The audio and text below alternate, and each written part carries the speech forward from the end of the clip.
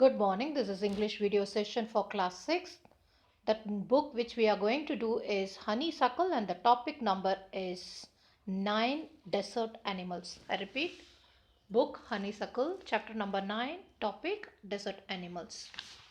It's quite a lengthy topic for to read and it is only as the deserts.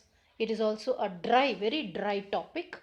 You only learn about what is the place noted for, what are the animals live there, and what is the temperature and how do they cope up. Okay, so please read the text before starting the class. Please just pause the text, pause the button, and read the text 2 to 3 times, and then get into the learning part. ठीक से करो. Deserts are the driest places on earth and sometimes go for months or even years without rain. But even the desert animals cannot survive without water or for periods in such scorching sun. So they had to find different ways of coping with the harsh conditions. For example, gerbils spend the hottest part of the day in cool underground burrows, and the strange insects calling darkling beetles are experts at catching drops of moisture on their legs, then lifting them into the air until the drops trickle down into their mouth. Not all deserts are endless seas of rolling sand dunes. Some are rocky and pebbly and dotted with small bushes, while others are sprinkled with colorful flowers during the spring. There are more than 2,300 different kinds of snakes around the world, ranging from just 15 centimeter long to 11 meters. Children, do you know the difference between 15 centimeter and 11 meters? Please check that scale, what is 15 centimeters and 11 meters. Just take your big tape and find out. Most snakes are quite harmless, but see the picture of the snakes. Aren't you afraid? Yes. Are few, they are so poisonous they can kill a human being with just one bite. Most snakes lay eggs, but there are many which give birth to their young ones. In the dried rocky forests of America lives a rather evil looking snake with a very bad reputation. Its frightening rattle can be heard as far as 30 meters away, and it can strike with lightning speed, but the rattlesnake or rattler, as it is sometimes called, prefers to avoid people if it is possibly can. It holds its tail upright and rattles the end whenever it is disturbed, in the hope that the intruder will go away. However, if its warnings are ignored and it feels threatened, it will coil ready to bite. But the rattler itself cannot hear the noises of its own tail makes. Like most snakes, it hears things through vibrations in the ground.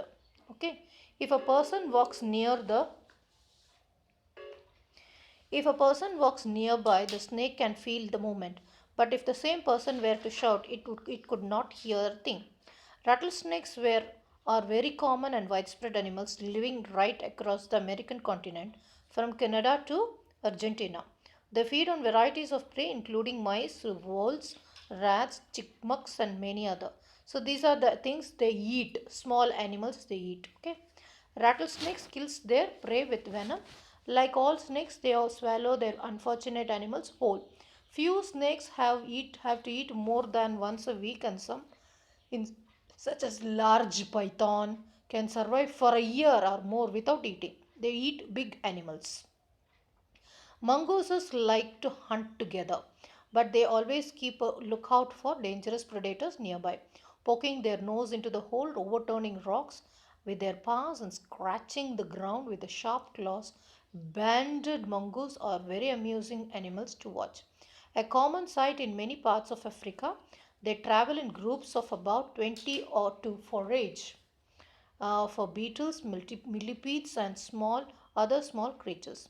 They like to hunt together, keep in touch whenever they go out of sight behind the rocks or bushes by twittering and calling, always on the lookout for danger, hawks, eagles, and large snakes. They warn one another with a special alarm call if they spot anything suspicious. Mongoose are famous for being able to kill animal snakes without getting hurt themselves.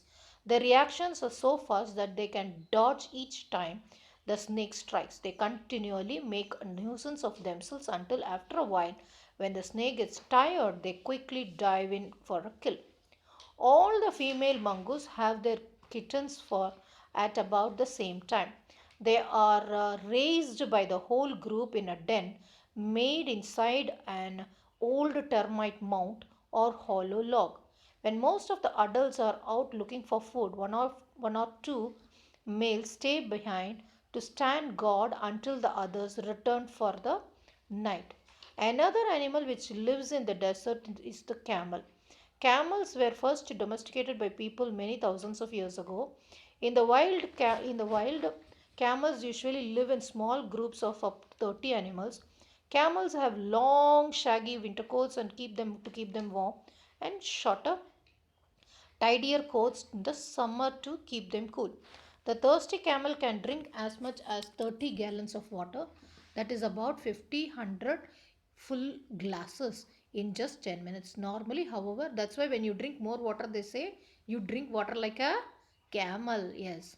Normally, however, it gets all the moisture it needs from the desert plants and can survive for up to 10 months without drinking up water at all. So it has the storage capacity. Look at the desert animal, this camel children. They have two humps.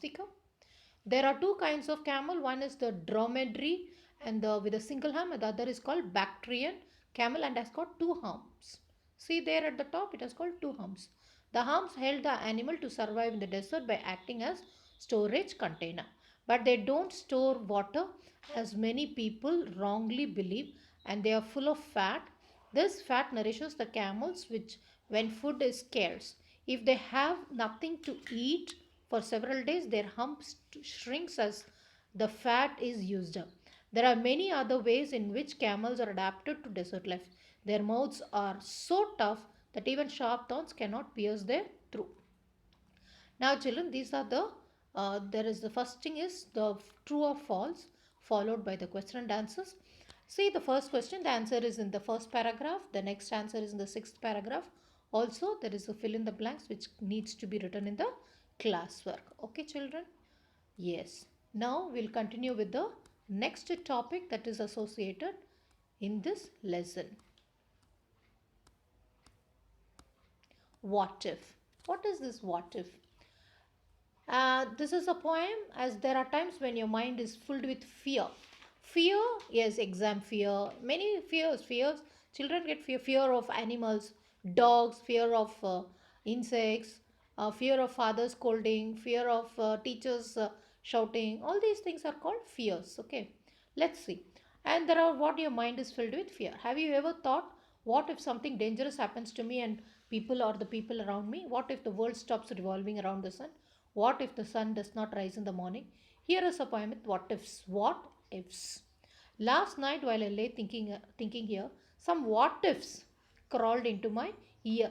What ifs mean it is not happening. It is not. It may not happen also, but it's just a fear if it happens. And pranced and partied all night long and sang the same song. What song is that? What if song? What if I am dump in the school? Dump in the school? Not able to speak. What if they have closed the swimming pool? You love swimming pool, they have closed it. What will happen? What if get beaten up? What will happen if my teacher get beaten up? What if there is a poison in my cup? What will happen if there is a cup and I drink it? What if I start to cry? What if I get sick and die? What if I flunk the test? What if green hair grows on my chest? What if nobody likes me? What if the bolt of thunder lightning strikes me? What if I don't grow taller? What if my head gets shorter, getting smaller? What if the fish what if the fish won't bite? What if the wind tears up my kite? Okay, what if they start a war? Okay, what if my parents get divorced? What if the bus is late? What if my teeth don't grow in straight? What if I tear my pants? What if I never learn to dance? Everything seemed to swell, and then the night time, what if strikes again? Shell shivered. These are all the small fears, the thought, worries, which is very common among children, which trouble them and disturb even their sleep. Okay, so these are the things, and most of them are having solutions, but it's children love to have more and more of what ifs in their mind. So if you talk with your friend, you will get n number of what ifs. You also share your what if fears with your friends, and list out which are all very common, and definitely there will be a changeover. Okay, yes, thank you children, I stop here. Yes, thank you.